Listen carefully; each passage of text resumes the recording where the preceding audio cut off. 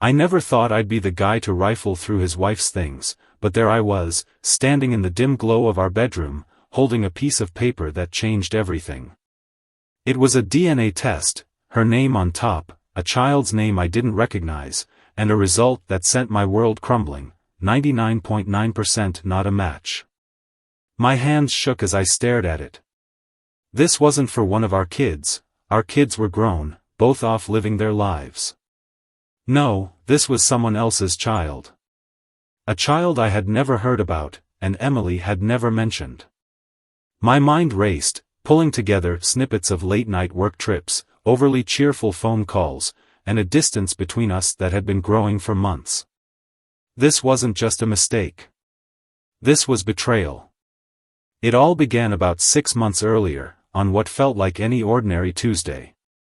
I had come home from work late, covered in grease from a stubborn engine. Emily was in the kitchen, humming to herself, a glass of wine in hand. She barely noticed me come in, something that had become more common in recent months. "You're home late," she said without looking up, her voice light and detached. "Yeah, got caught up," I replied, rinsing my hands at the sink. I glanced at her, noting the new blouse and perfectly styled hair. She looked radiant. Almost glowing. "What's the occasion?" I asked, gesturing to her outfit. "Just a meeting with some clients earlier," she said, brushing it off. I didn't think much of it then. Emily's career had always demanded her attention, and I'd gotten used to her work taking center stage. But over the weeks that followed, little things started to add up, extra late nights at the office, her phone seemingly glued to her hand, a text here, a call there, always brushed off with a vague, "just work." One night, I woke to find her side of the bed empty. It was 1 a.m. Her office light was on, and when I patted down the hall to check on her, she was staring at her laptop, the glow reflecting off her glasses. "Couldn't sleep?"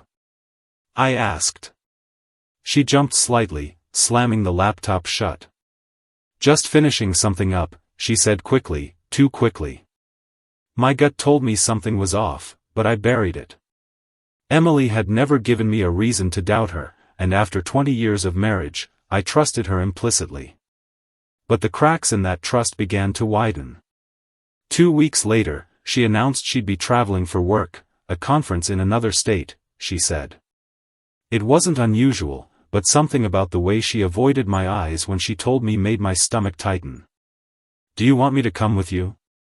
I asked, half joking. She laughed nervously. "Oh, no, it's all business. You'd be bored stiff." For the first time in our marriage, I felt like she was lying. When she left, I couldn't shake the unease. I busied myself around the house, trying to ignore the gnawing feeling in my chest. That's when I stumbled upon the envelope. It was tucked away in her office, buried beneath a stack of papers. I wasn't looking for anything in particular, just organizing her mess while she was gone. But when I saw the words DNA Testing Laboratory printed on the envelope, my heart skipped a beat. At first, I told myself it was work-related. Emily's job sometimes dealt with complex cases, maybe it was for that. But when I pulled out the test and saw her name, her details, and the results, the air left my lungs. 99.9% not a match.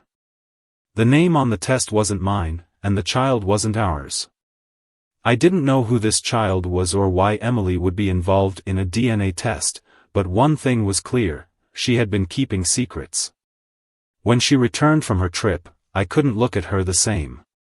Every word out of her mouth felt rehearsed, every kiss on my cheek felt hollow. I started to notice more, the way her phone was always face down, the late-night calls where she'd step outside to take them, the growing emotional gap between us. But I wasn't ready to confront her, not yet. Instead, I started digging. Over the next few weeks, I quietly collected every scrap of evidence I could find. Bank statements showed charges for hotels and dinners that didn't align with her work trips. Her emails, when I finally worked up the nerve to check, revealed messages that were too friendly, too familiar. And then there were the photos. One evening, while she was in the shower, I unlocked her phone and found an album tucked away under a generic name, Documents. My blood ran cold as I flipped through images of her with another man, laughing, holding hands, even kissing. I was furious. Humiliated. Devastated. But the DNA test haunted me the most. Who was the child? Was this man the father? Had she been living a double life, keeping secrets so dark that they threatened to destroy everything we'd built? I didn't know yet, but I was going to find out. And when I did, would make sure she felt the same pain that was tearing through me. Confrontation seemed premature, so I decided to take my time unraveling the truth. That DNA test, it was proof of something, but I needed more. Who was this man? Who was this child? Was Emily living a double life, or had she simply crossed a line she couldn't uncross? Her trip had given me enough time to piece together a plan. I installed a tracking app on her phone while she slept, claiming her battery needed charging in the living room. It wasn't the proudest moment of my life, but when your world crumbles, you grab at any thread that might hold it together, or pull it apart. The first few days were uneventful. Emily went to work, attended meetings, and came home. She didn't even glance at her phone much while we were together, which made me feel crazy for suspecting anything. But then, on Thursday, she lingered at the office far later than usual. I pulled up the tracker on my phone. She wasn't at her office, she was at a cafe across town. My heart pounded as I stared at the screen, watching her location hover there for over an hour. Was she meeting someone? The same man from the photos? It didn't take long for the tracker to reveal a pattern. Twice a week, Emily had late meetings that took her not to her office, but to this same cafe or occasionally to a park on the west side of town. Sometimes, she'd only stay for 20 minutes, other times, it was 2 hours. I knew I couldn't just watch dots on a screen forever. One afternoon, when her dot popped up at the cafe, I decided to see for myself. I drove there, parking a block away. The place was small and cozy, with floor-to-ceiling windows that made hiding impossible. But luck was on my side that day. Emily had chosen a table near the back, her profile visible from outside. She wasn't alone. Across from her sat a man, tall, sharp-dressed, with dark hair and a polished appearance. He had the kind of smug confidence that screamed wealth and power. He leaned in as they spoke, his hand grazing hers across the table. Emily laughed, a sound that once made my heart race, but now curdled my stomach. I couldn't hear what they were saying, but the body language was enough. It wasn't professional. It wasn't friendly.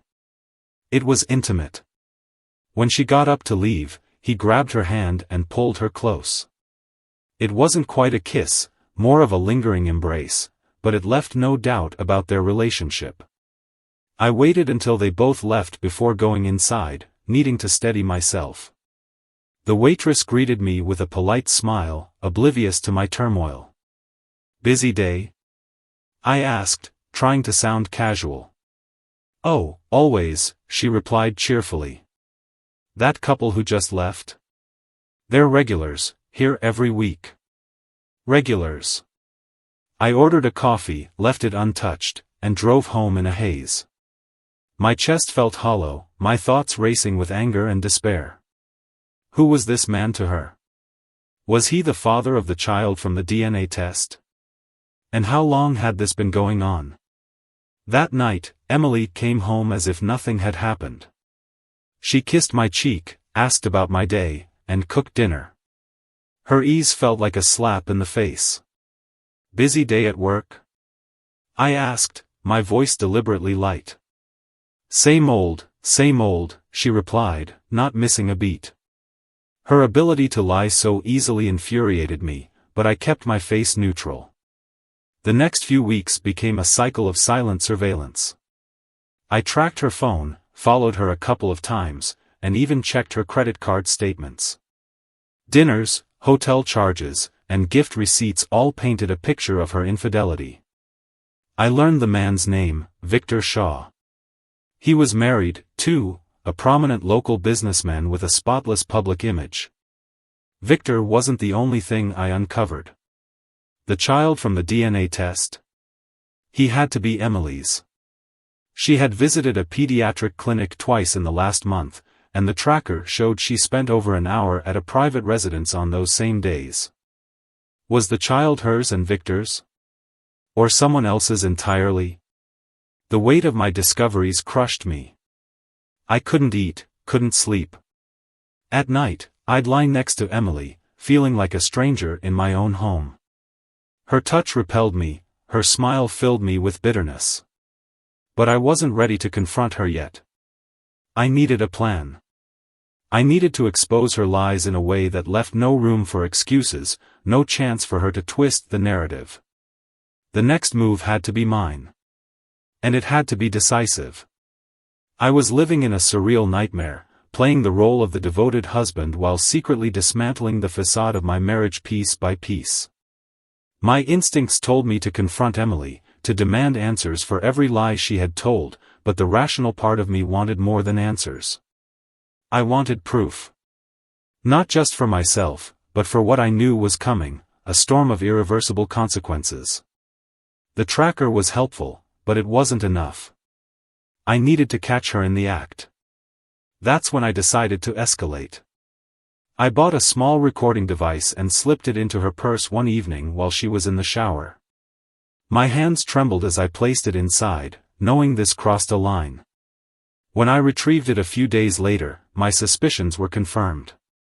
Her conversations with Victor weren't mundane exchanges or professional discussions. They were intimate and coded, sprinkled with inside jokes and affectionate terms. They talked about meeting up, planning vacations, and even referenced visiting the little one. That phrase hit me like a freight train. The little one. It had to be the child from the DNA test. A child that wasn't mine. My pulse pounded in my ears as I listened to the recording, over and over again, trying to catch every nuance, every clue. Victor spoke with the confidence of a man who knew he had nothing to lose, or thought he didn't. Emily laughed like a teenager, a sound so unfamiliar to me now. I couldn't listen anymore. Instead, I turned my focus to the child. If Emily was visiting this little one, I needed to know who and where.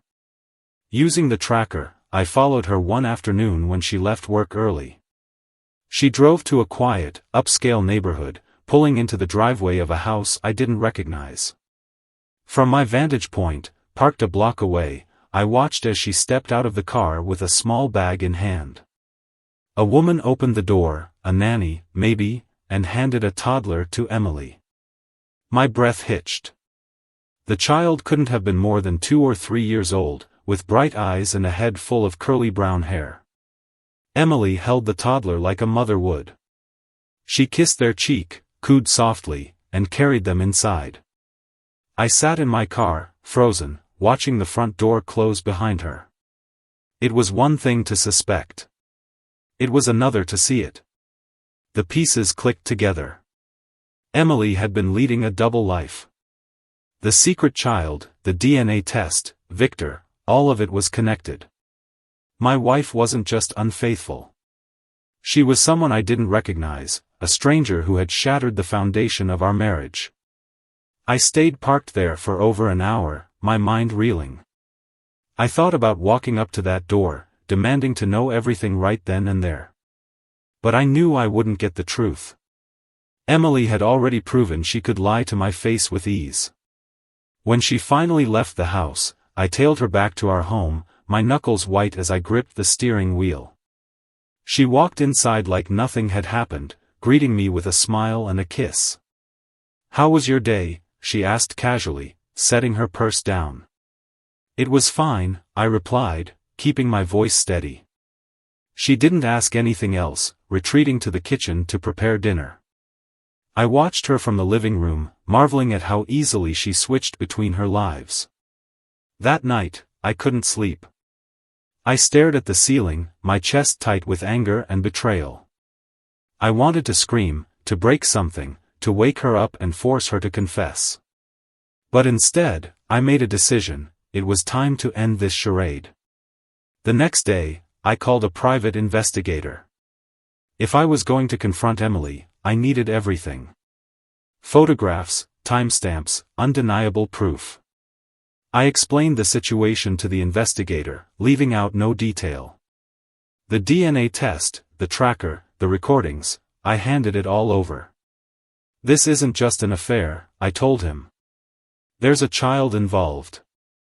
I need to know everything: where she's going, who she's meeting, and exactly what she's been hiding from me. The investigator nodded, his face serious. You'll have it, he assured me. Over the next week, I waited, balancing on the knife's edge of anxiety and fury. Emily carried on as usual, blissfully unaware of the storm I was preparing. When the investigator called me back, I drove to his office, bracing myself for the worst. He handed me a file, thick with photographs, documents, and a timeline of her movements. The photos were damning. Emily and Victor together at the cafe. Emily entering the house with the toddler. Victor meeting her there, greeting the child with the same affection Emily had. But the twist came when the investigator revealed something I hadn't anticipated. Victor's wife had hired a PI of her own. She knew about the affair. And she wasn't just sitting idly by, she had her own plans to expose them. It was the first crack of a thunderstorm. And I knew, when it hit, Emily's perfect world was going to crumble. The file sat in front of me like a loaded gun, full of cold, hard proof that Emily had built her life on lies. Photos of her with Victor, smiling and touching as if they weren't destroying two families. Images of her cradling the toddler who clearly wasn't mine. Copies of receipts from restaurants, hotels, and even gifts, a grotesque ledger of betrayal. But the twist: Victor's wife, Victoria, was on the warpath. She wasn't just aware of their affair, she was actively working to burn it all down. When the investigator explained that Victoria had been tracking them as well, I felt a strange mix of anger and relief. Knowing someone else shared my rage was comforting in a grim way. At the same time, I resented the idea of another party playing a role in this, making moves before I could. I asked for her contact information, unsure what I planned to do with it. Was this an ally or a rival? 2 nights later, I found out. Victoria called me directly. Her voice was sharp and composed, with an undertone of fury she barely contained. "Mike," she said after introducing herself, "I think we need to talk." "About your husband and my wife," I replied. "Yes. About how they've both destroyed our lives." We met at a coffee shop the next day. I recognized her instantly from photos in the investigator's file, an elegant woman, impeccably dressed, her expression as cold as ice. She looked like she had stepped out of a courtroom drama, the kind of person who wielded power effortlessly. "Thank you for meeting me," she said as we sat down. "I wasn't sure you'd want to get involved." "I'm already involved," I replied, folding my hands on the table. "What do you want from me?" Her eyes flicked to the folder I brought with me, identical to the one my investigator had shown me. "I want us to work together. We both have something to gain from this." "And what's your plan?" She leaned forward, lowering her voice. "I'm divorcing Victor. I've already spoken to my attorney. I have evidence of his infidelity, but your information will make the case airtight. I'll ruin him in court. His money, his reputation, his standing in the community, I'll take it all." I studied her, my jaw tightening. "And what about Emily?" Victoria's lips curled into a faint smile. "That depends on you." Her words hung in the air, and I realized she was offering me an unspoken alliance. If I wanted to expose Emily, to leave her with nothing, Victoria was more than willing to help. "I'm in," I said after a long pause. "But I need time to figure out my next move. My kids, they don't know anything yet. I don't want them caught in the crossfire." Victoria nodded, surprisingly sympathetic. Understood. I'll keep you updated on my end. Just remember, timing is everything. As I drove home that evening, a plan started forming in my mind. Confronting Emily in private wasn't enough. She had lied to me for months, maybe years.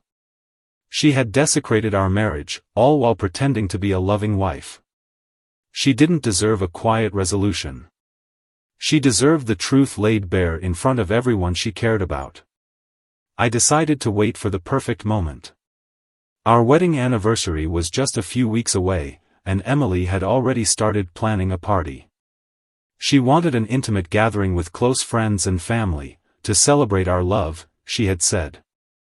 The thought made my stomach turn, but it also gave me an idea. Over the next few weeks, I played my role to perfection. I smiled at Emily, complimented her dress choices for the party, and even pretended to help with the guest list. Meanwhile, I coordinated with Victoria, who provided me with damning photos and recordings from her side of the affair. I spent sleepless nights preparing my arsenal. I created a slideshow of evidence, including everything from her emails with Victor to the pictures of the child. I added screenshots of text messages where they mocked me and plotted their lies. It was humiliating, but I knew exposing them publicly was the only way to take back control. The night of the party arrived, and I could barely keep my composure. Friends and family filled the living room, chatting and laughing, blissfully unaware of the bomb I was about to drop. Emily flitted from guest to guest, glowing with pride. She kissed my cheek every now and then, her hands lingering on my arm as if we were the perfect couple. "Are you ready for the toast?" she asked, her voice warm and sweet. "Oh, I'm ready," I said, forcing a smile. When the time came, she stood beside me, a glass of champagne in her hand. "To 20 wonderful years," she began, beaming at me. "Mike, you've been my rock, my partner, my everything." I let her finish, basking in the applause. And then I took the microphone. "Thank you, Emily," I said, my voice steady. "You've been my partner, too. But tonight, I want everyone here to see what kind of partner you really are." The room fell silent as I clicked a remote, and the TV behind me lit up with the first photo of Emily and Victor, holding hands at the cafe. Gasps rippled through the crowd as image after image played, each one more damning than the last. Emily's face turned ashen, her champagne glass slipping from her hand and shattering on the floor. The living room was frozen in shock, the slideshow clicking through damning evidence as the room filled with murmurs, gasps, and whispered disbelief. Emily stood rooted to the spot, her face pale and her eyes darting around the room. She looked like a deer caught in headlights, caught between fight and flight. I kept my composure, addressing the crowd as if this were a business presentation. "These are the people you've trusted. My wife, Emily, and her lover, Victor Shaw. A man who not only betrayed his own wife but—" "Mike, stop." Emily's voice was hoarse, her hands trembling. "Please, don't do this here. Not in front of everyone." But I was just getting started. I clicked to the next image, a photo of Emily cradling the toddler outside the house I had followed her to. "This," I said, gesturing to the screen, "is the child they've been hiding. Not mine. Theirs." The collective gasp was deafening.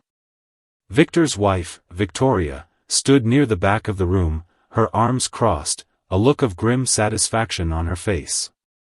She hadn't wanted to attend, but when I told her the timing of my reveal, she insisted on being there. Emily turned toward her. You knew?" she stammered. "Oh, I knew," Victoria said coolly, stepping forward. "But that's not the twist, is it, Mike?" My stomach dropped. Victoria's voice was sharp, cutting through the tension like a knife. I hadn't told her everything, I hadn't trusted her entirely, but the way she looked at me now sent a chill through me. "What are you talking about?" Emily asked, her voice shaking. Victoria held my gaze, a smirk forming on her lips. Why don't you tell her, Mike? Tell her about your little insurance policy. Or should I? The room turned to me, Emily included, her expression shifting from fear to confusion. What is she talking about? Emily demanded. I clenched the remote in my hand, suddenly feeling the weight of the moment. Victoria wasn't bluffing, she knew. Somehow, she had found out. Fine, Victoria continued when I stayed silent. I'll do it. You see, everyone, Mike here didn't just gather evidence for tonight. He went a step further. He made sure that if Emily ever tried to deny her role in this, the whole world would find out. Social media posts. Emails sent to her boss. A file waiting for her company's HR department. What? Emily's voice cracked as her head whipped toward me. Mike, no. You wouldn't. Tell me she's lying. I looked at her, my stomach knotting. I wasn't going to let you walk away from this, I said, my voice cold. You destroyed our marriage. You lied. You cheated. You had a child with someone else. You don't get to walk away unscathed. Emily's voice faltered, her eyes welling up with tears. You're going to ruin me. You're going to ruin us. There is no us, Emily, I shot back. The room had gone deathly quiet, every guest stunned by the venom between us. Victoria, however, wasn't finished. And here's the kicker, Emily, she said, her voice dripping with mock sympathy. Mike didn't do this for justice. He did it for revenge.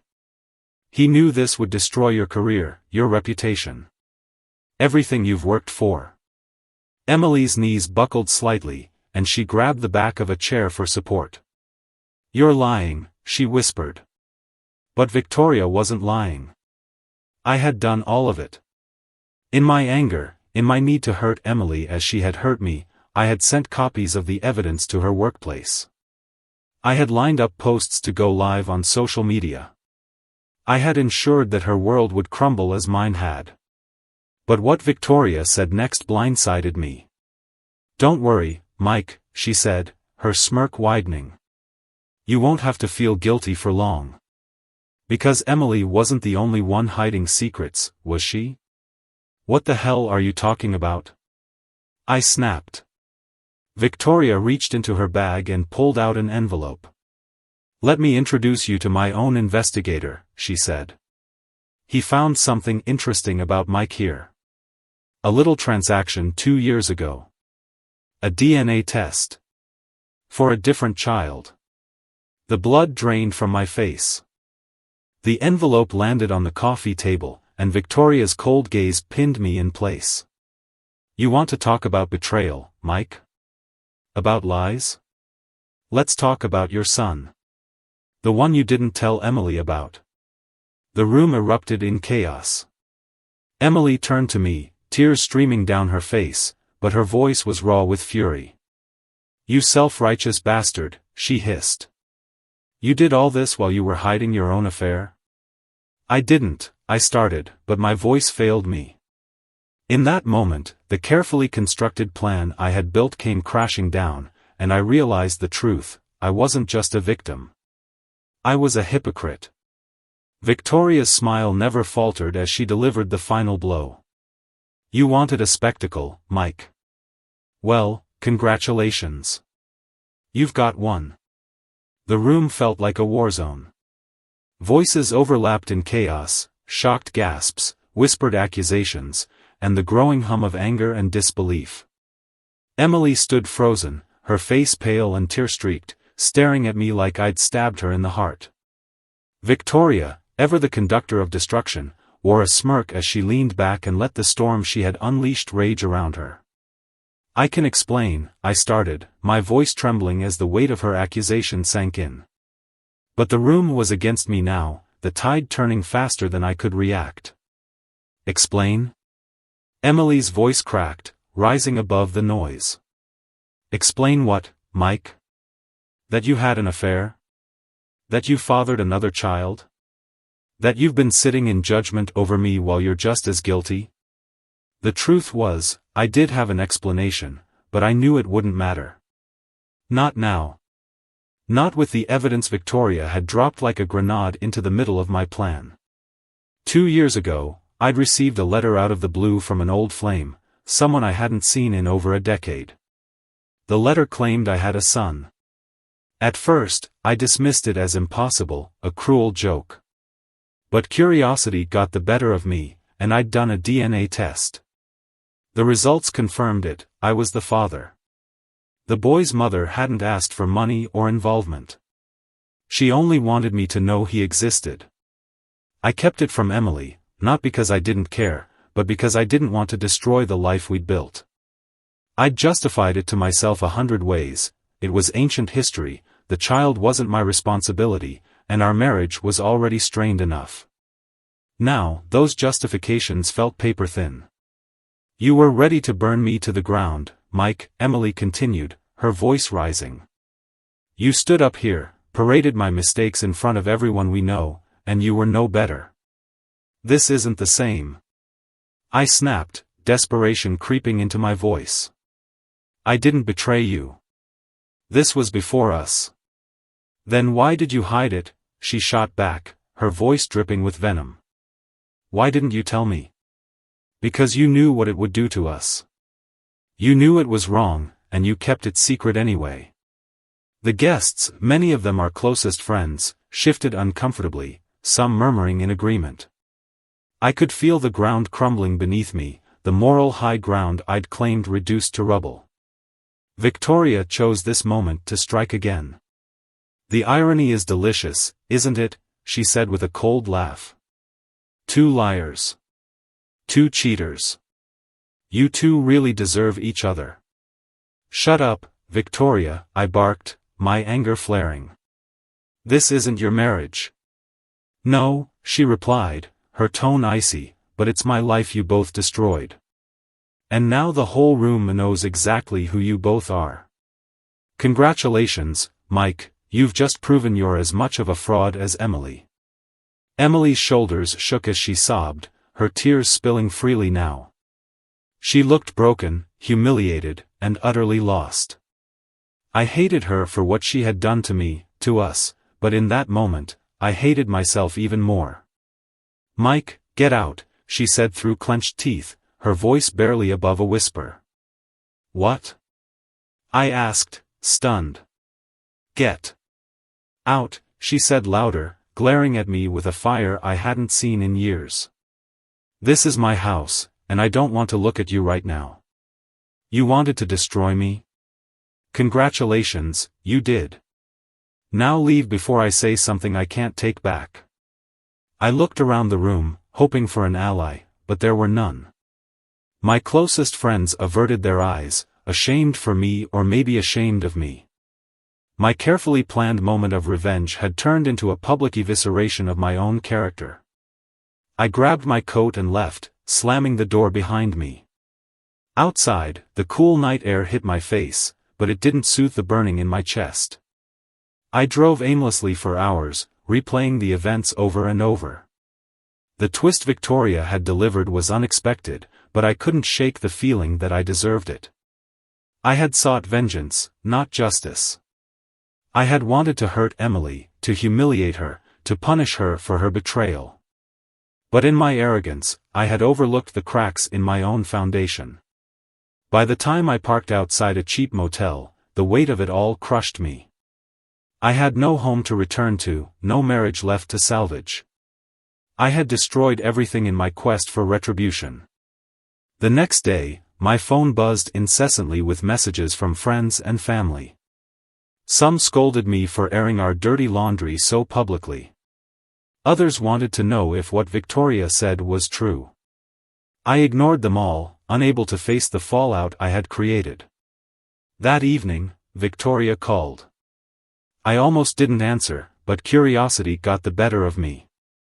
Enjoying the taste of your own medicine? She asked, her tone mocking. Why? I asked simply. Why not? She replied. You wanted to ruin Emily and Victor. I just wanted to make sure you didn't forget what skeletons you have in your closet." She hung up before I could respond, leaving me alone with my guilt and the ruins of my life. The days that followed were a blur of silence and shame. I stayed holed up in the dingy motel room, avoiding calls and texts from people I had once considered friends. The fallout was catastrophic, exactly what I had planned for Emily, but now it had swept me up in its wake. I couldn't bring myself to face her or anyone else. My mind replayed that awful night over and over, the stunned faces of our friends, Emily's raw, broken sobs, and Victoria's smirk as she delivered the fatal blow to my carefully orchestrated revenge. But as the days passed, something else crept into my thoughts. A sliver of clarity, a faint whisper of something I hadn't allowed myself to consider before: accountability. I had spent so much energy focusing on Emily's betrayal that I hadn't stopped to think about my own. The secret son I'd never told her about, the rage that had driven me to ruin her life publicly. Was I any better than she was? On the fourth day, I made a decision. I couldn't undo the damage I'd caused, but I could face it. Running wasn't helping anyone. The first step was a call to Emily. It went to voicemail, but I left a message anyway. "Emily, it's me. I know I'm probably the last person you want to hear from right now, but I need to say this. I'm sorry. For everything. For what I did that night, for what I've hidden from you. I don't expect forgiveness, but I want you to know that I regret how I handled this. You didn't deserve to be blindsided like that. None of us did. If you're ever ready to talk, I'm here." I hung up, unsure if she would even listen to the message. The next call was to the mother of my son. She was shocked to hear from me, but I explained everything: my marriage falling apart, the exposure of the DNA test, and my need to finally take responsibility. She was hesitant but agreed to let me meet my son. That meeting was the most humbling experience of my life. He was a bright, energetic boy, curious and full of questions. As I looked into his eyes, I felt a pang of guilt for the years I had missed, the milestones I hadn't been there for. But it also gave me a strange sense of hope. This was a chance to do something right, to build a relationship that wasn't built on lies and resentment. As for Emily, it took weeks before she responded. One evening, as I sat on the motel bed scrolling aimlessly through my phone, her name popped up. "I got your message," she said, her voice steady but distant. "I don't know if I can forgive you, Mike. Not for what you did that night. But I realize I'm not innocent either. We both hurt each other." I swallowed the lump in my throat. I never wanted it to go that far, I admitted. I was angry. Hurt. I thought exposing you would make me feel better, but it didn't. It just made everything worse. There was a long pause on the line. "I think we need to move on," she said finally. "Separately. I can't see a way back from this." Her words weren't surprising, but they still stung. "I understand," I said quietly. "I'll have the papers sent over," she added. I hope you figure things out, Mike. For yourself, and for your son." "Thank you," I replied. The call ended, leaving me in a strange mix of relief and sorrow. Our marriage was officially over, but maybe it had been long before that disastrous party. In the months that followed, I started over. I found a small apartment and began rebuilding my life, slowly but deliberately. I worked hard to mend my relationship with my son, meeting him regularly and getting to know the person he was becoming. Emily moved on, too. From what I heard through mutual friends, she took some time off work and focused on herself. We didn't speak again, but I hoped she was finding peace in her own way. As for Victoria, I didn't hear from her again, and I preferred it that way. She had played her part in this tangled mess, and while I couldn't fault her for exposing my secret, I had no interest in staying connected. Looking back, I realized revenge wasn't the answer. It hadn't brought me closure or satisfaction, only more pain and regret. In my quest to punish Emily, I had destroyed myself, too. But from the ashes of that chaos, I began to rebuild. It wasn't easy, and it wasn't fast, but it was honest. And for the first time in years, I felt like I was finally heading in the right direction.